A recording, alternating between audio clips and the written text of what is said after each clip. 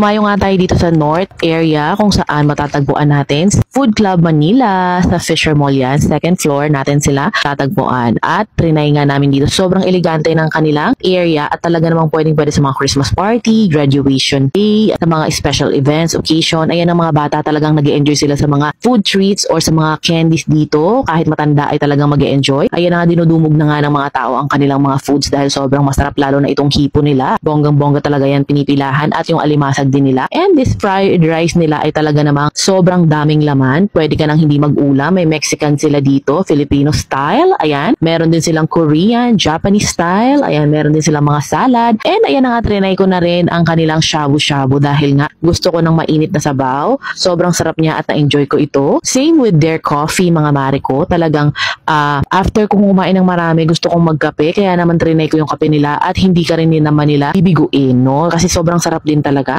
And yung kanilang halo-halo ay make your own halo-halo. Kaya naman, ako'y nag-enjoy sa paggawa ng aking halo-halo, no? So, ayan mga mare, kung gusto nyong mag-dine in dito ay pwedeng-pwede. Sila nga po pala ay open ng Mondays to Sunday. Ang kanilang rate for weekday lunch is 698. Yung kanila namang dinner is 898. Yung kanila namang holiday or weekends, 998 pesos. Ayan. So, tara na at pumunta na kayo dito dahil talagang mag-e-enjoy kayo at ang buong pamilya.